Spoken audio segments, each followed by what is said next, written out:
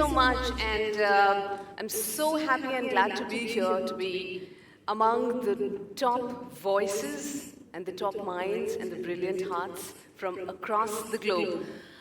Well, 29 plus years in radio, and in radio broadcasting, 18 minutes is too less a time for me to speak.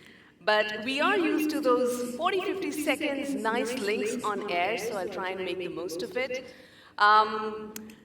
How do I introduce India to you?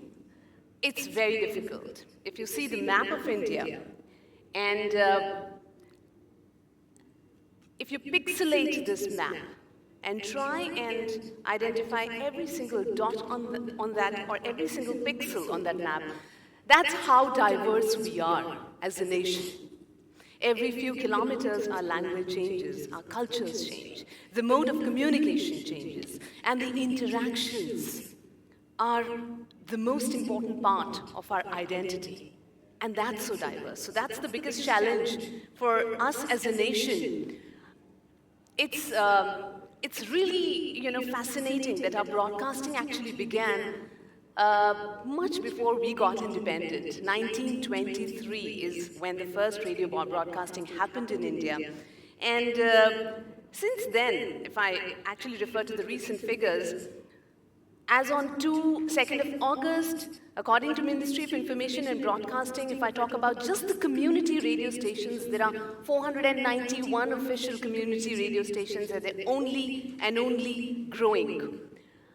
FM broadcasting is the most popular form of broadcasting in the country currently, and we are also talking about the digital and the internet radio.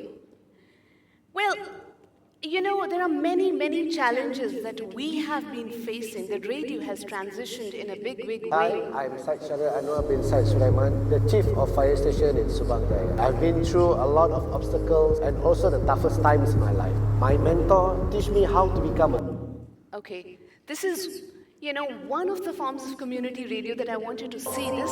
Mandakini की आवाज़ सामुदायिक radio हम लोग यहाँ पे चला रहे हैं। इसका जो सबसे ज़्यादा ज़रूरत हमको महसूस हुई वो 2013 की आपदा में। So this community radio station is actually working with the disaster of the mountainous region that they're all based on.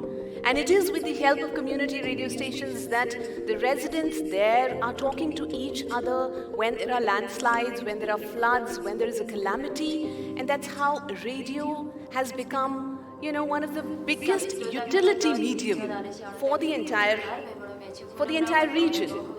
And their examples are then carried to the other regions across the country who are faced with a similar kind of challenges. This entire little radio reel, which has been, of course, made into a visual forum, is all about that. Then we go to storytelling on radio. So India is faced with a lot of challenges. Talk about social challenges, political challenges. There was a time when we thought that our, freedom of expression is being curtailed. And how do we respond to that as citizens? I started storytelling on radio, and I started showcasing stories of a particular author called Saadat Hasan Manto, who wrote stories during partition era. And he wrote stories because he was expected and asked not to raise his voice against the establishment. So when the things started becoming a little intolerant, the stories started talking about the people, about what they were going through. And those are the stories that I brought on radio after him. He was the first one to actually, recite those stories on All India Radio, and then I did it on radio. And I only spoke about truth and intolerance and, little, subtle ways of promoting love and harmony. So to say that the last 29 years of radio, I have seen radio transitioned. I think what we have to understand is that today, radio, they say radio is being challenged by social media or the digital world. Earlier, it was challenged by TV, and we've always been, hearing about these challenges. But radio is here to stay, and radio, the importance of radio is growing. We're talking about social media. We're talking about digital era. We're talking about so many friends and followers on Facebook. But the fact of the matter is, a person is lonelier today. And radio evokes those conversations out of the listener. Many a time we forget that radio is a one-on-one medium. I am talking to just one person on radio. The data might be that crores and millions of people are listening to me, but I am essentially talking to one person. And I've always believed that all of us have dreamt of that perfect world somewhere where we could make friends without thinking of the identity of the other person, without thinking of the caste, without thinking of religion, without thinking of the history of that person. We could make connections, and radio is the only medium where it's possible. When I speak to a listener of mine, I don't need to know how he or she looks like. What is the religion? What is the caste? What is the class? What's the background? It's your heart connecting to another heart, your mind connecting to another mind. The influence that you can have on another person evokes a lot of conversations from him. And that's why I believe, and very strongly believe, that radio is the first ever social medium. It's not important for two people to sit on, across the table and talk. If your heart is talking to another voice, if your mind is responding to another voice, you are in conversation. And that started happening when they started listening to a voice on radio. I think it was around COVID when there was a lot of buzz of how social media is becoming more popular, radio listenership is taking a backseat. I remember pulling myself into the radio studio and thinking that now is the time for me to show them what radio could do and what none of the other media can. And I realized it's a medium which which actually gives me the liberty to go anonymous. And anonymity can evoke two reactions. It can either get the bad side of you in front of the world, when we see all the, faceless handles on social media abusing and trolling people. That's happening because they're anonymous, right? Or it can get the good side of you, which happens on radio. I started a show, a very simple show, where I said, I believe there is a solution to every problem in this world. I have this firm belief, and I'm going to prove it to you. And I'm not going to prove it to you. You will prove it to yourself. So I started a show called, in English it means every problem has a solution. In Hindi it goes Har Marz Ki Dawa, where I said, if you are listening to me and you have a problem or a worry on your mind, don't do anything. Just call on this number and talk about that worry. Talk about what's troubling you. Just do that. I don't need your name. Let's see, maybe there is somebody who's listening to us right now who has gone through the same problem, or has a solution, or is a professional who can help us get out of it. Many a time we have a problem we don't want to discuss with our family or friends. But try it. And believe you me, every single day, I would have listeners calling in and talking about just what's troubling them. Like I remember once a CEO called and said, I don't want to reveal my name, but I want to say I'm addicted to the game of poker. I have lost money, and it's not about money. I'm losing my family. How do I come out of it? I have tried, but I'm just failing every day. I'm breaking connections with my family. I just put his words on air. And the next caller, who wanted to help him out, who did not know that he was the CEO of this big shot company, that person gave him the solution. You know who that person was? He was a cab driver. He called and he said, I believe he has an app on his mobile through which he plays poker. And well, he was right. He says, I want him to delete that app right away and not go and change his handset, go to another phone. Download his apps again and do not download that poker app. Just do that and call me back after 15 days. I thought it was just one of the simplest solutions. But after 15 days, when I got the call back from CEO saying that in the last 15 days he hasn't played even a single game of poker and that it's working, I wanted to tell him, you know who helped you? But I did not because of my promise of, a confidentiality. He just wanted to thank that person abundantly. Or a lady calling into the show saying, I'm at the crossroads because I don't know where to go to a police station and complain and file a complaint against my brother who's holding my mother against my will and not telling me where she is, or to sever ties my brother forever and confront him. I don't know what to do. And the city called and said, if your mother is missing, you've got to go to the police station. We don't care whether it's your brother or somebody else. She goes to the police station, lodges a complaint against her brother.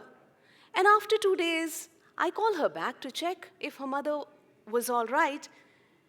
And she says that she's lost her mother because her brother treated her bad and left her at some, old age home. They did not take good care of her and all of that. But you know what? Even in that conversation, she wanted to thank the city and said, you guys got closure for me. Otherwise, I would have never known where my mother was. These simple little life instances are transforming for human beings. What's happening is these little topics are evolving conversations within the family. We have stopped discussing things as families, as communities. We've got alienated because we are on social media all the time. We are happy in the company of the virtual friends. But that sense of loneliness is creeping in.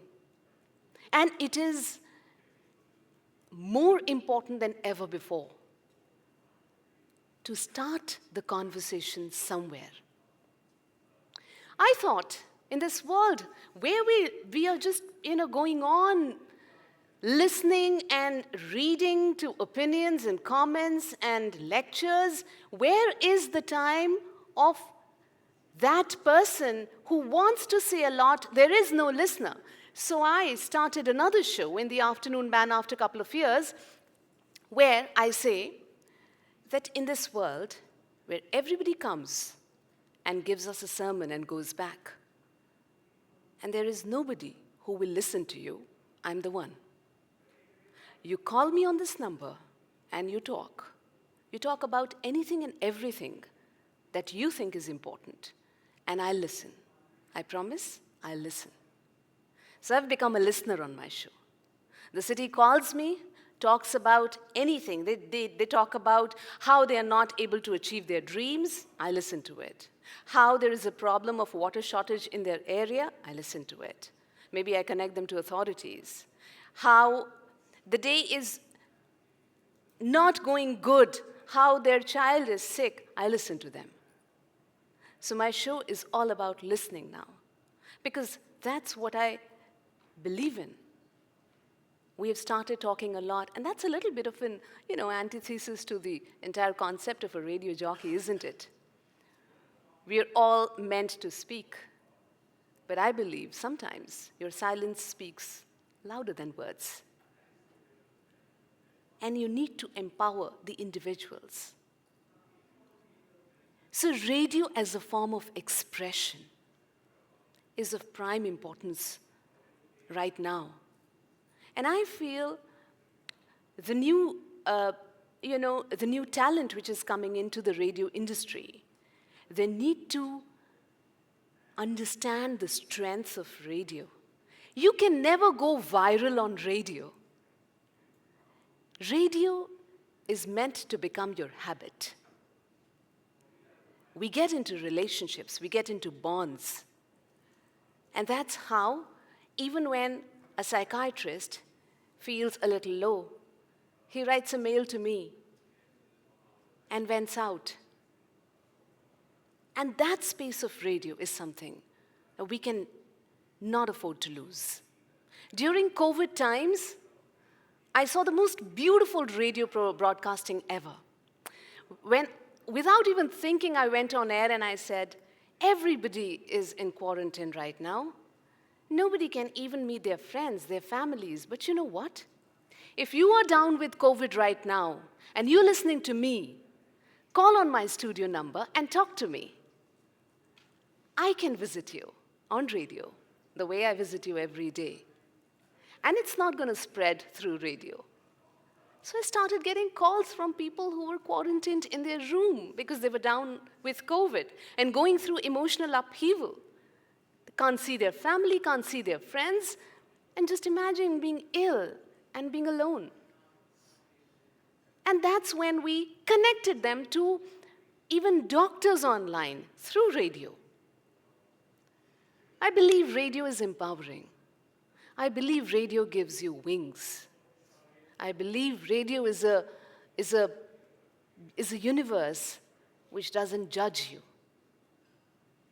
And I think it really brings back, those emotions and those feelings which are not spoken enough. They should be spoken enough because we are lacking it.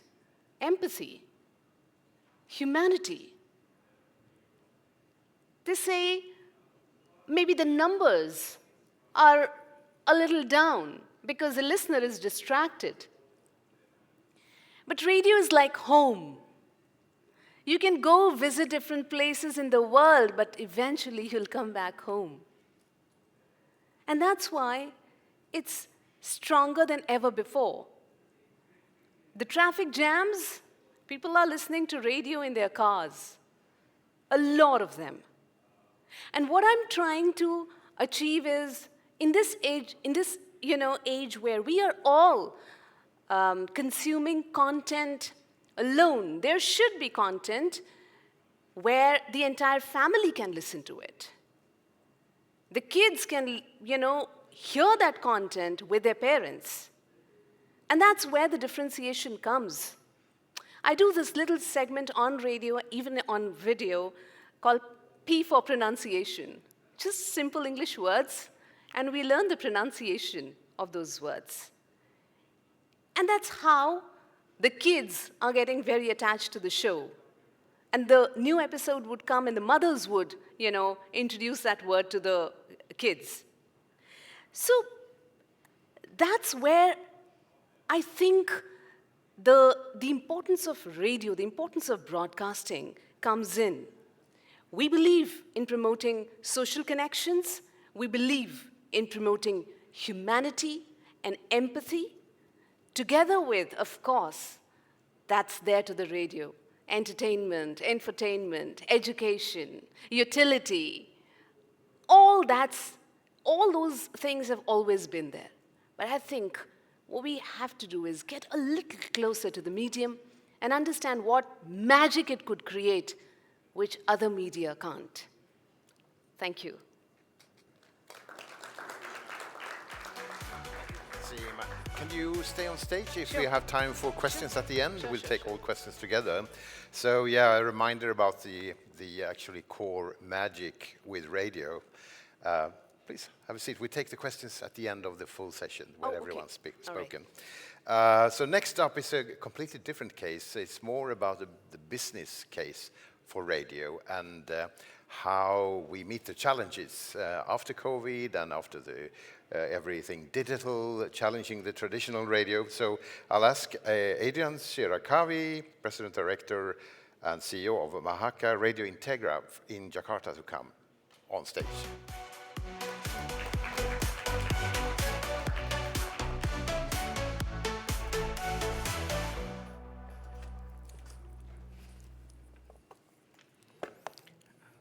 Hello, everyone. I'm Adrian Syarwakie from Indonesia, Jakarta, PT Mahaka Radio Integra. It's very interesting. The question is about the radio, the business is still there or not. It's almost always discussion in Indonesia. Radio is still okay or not? Or maybe change the business? But I believe radio is still my blood. So I'm confident with the radio. Okay, the secret powerful audio encouragement. Okay, this is the first. 2020. In Indonesia, we have the 2,600 radio station. This is the fact. 2,600 station. In 2024, going down, 1.6 thousand. What's happened? Yeah, is going down almost 50%. This is impact because pandemic, impact because of the digital, impact because everything. The change for behavior from the customer, for the listener, everything.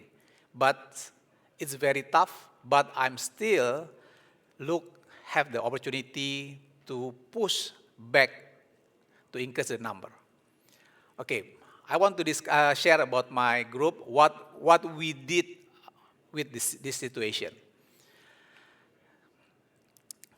Mahaka Radio Integra is the first company, and until now, just only one, the listed company. We have after this I will share about the detail, but the good point, we are still the number one and we are the market leader in the business. We have the radio, we have the podcast, we have the digital platform, a lot of business under us. And Mahaka Radio Integra leads the audio industry in analytic and attribution technology from massive consumer base. Yeah, thanks God for us. And the good point for me, I'm not just only handle the radio business. I'm handle the outdoor media business too, the out of home. So have the opportunity for me to make the new strategy, not just only the radio strategy.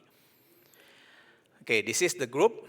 So I split the two business, real-time media or real-time platform and the on-demand platform. In the real-time, we have the 7 radio station with the 2 cities, Jakarta 6 and Surabaya 1 station. On-demand, we have the digital platform is Noise. But the good point, because we compete with digital, so we cover for the coverage, the audience, the all segment.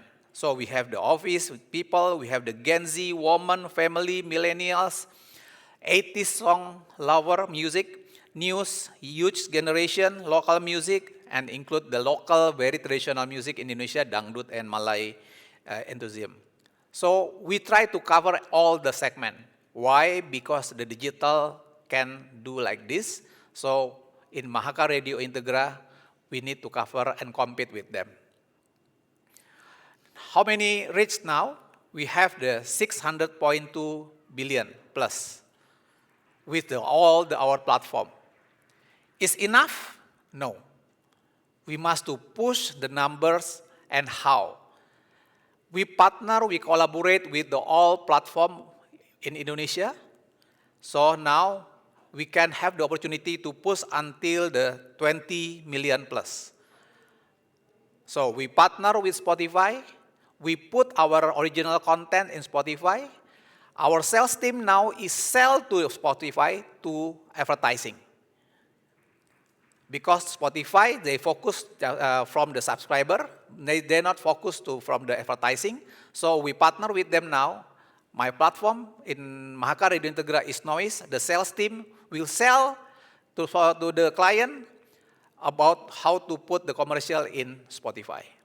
And include, I'm running the outdoor media too, so we handle the advertising in the MRT in Jakarta. Include the outside and everything. Okay, so the challenge now with the asset what we have, this is still radio. Is still radio, still FM?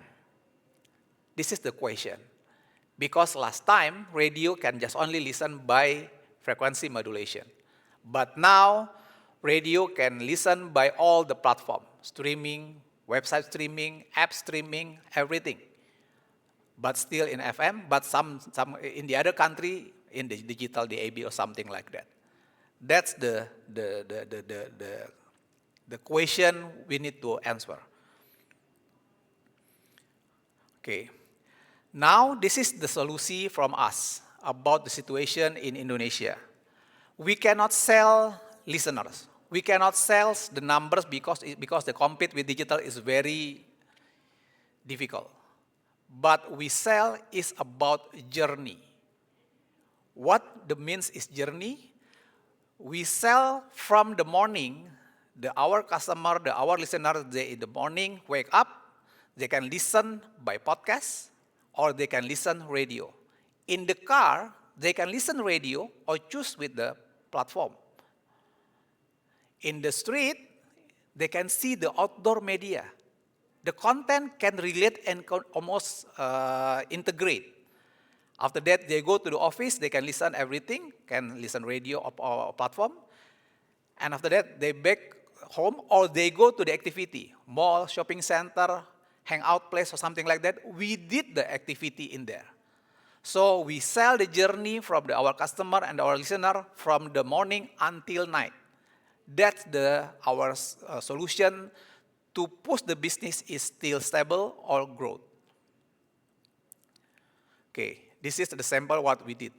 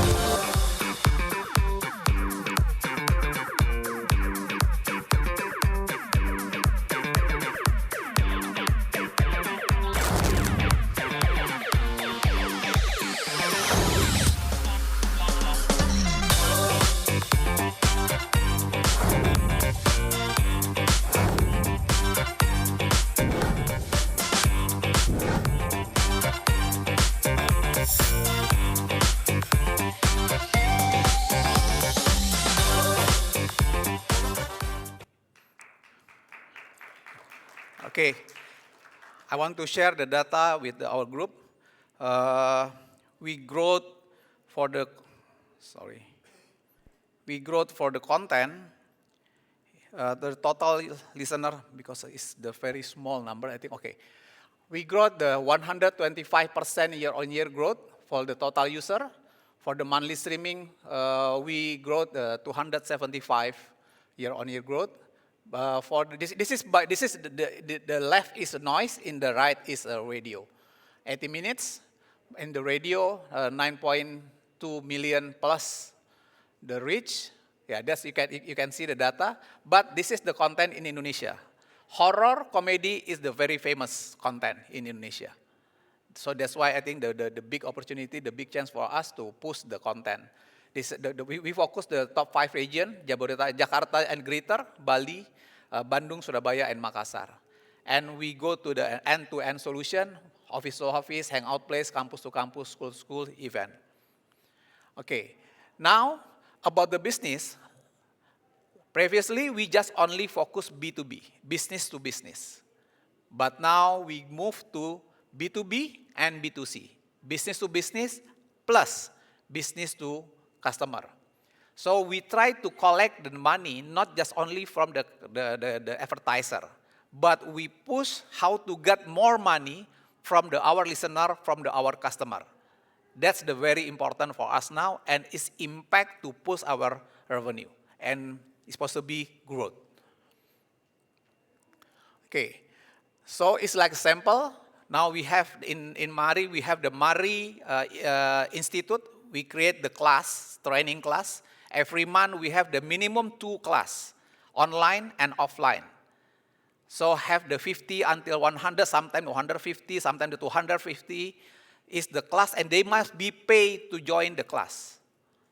We can share for them about the public speaking, the announcer, about the skill, how to negotiate with the boss if about the salary or something like that, the presentation skill, the announcing skill, public speaking, a lot of content we can share to them.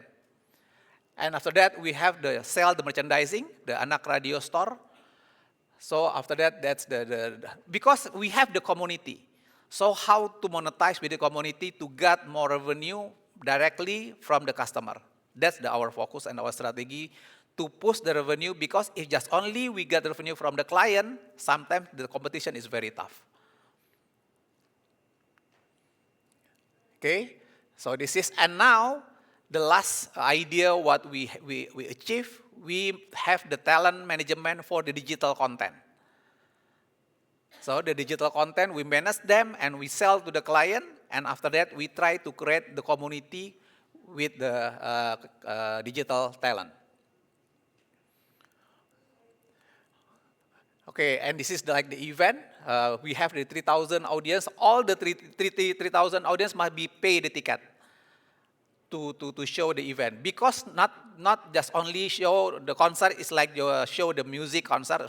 We sell the experience.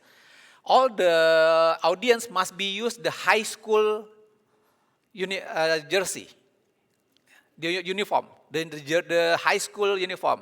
This is the working people. So can you imagine in the event they show the concert, but it's like the high school people. So that's the experience.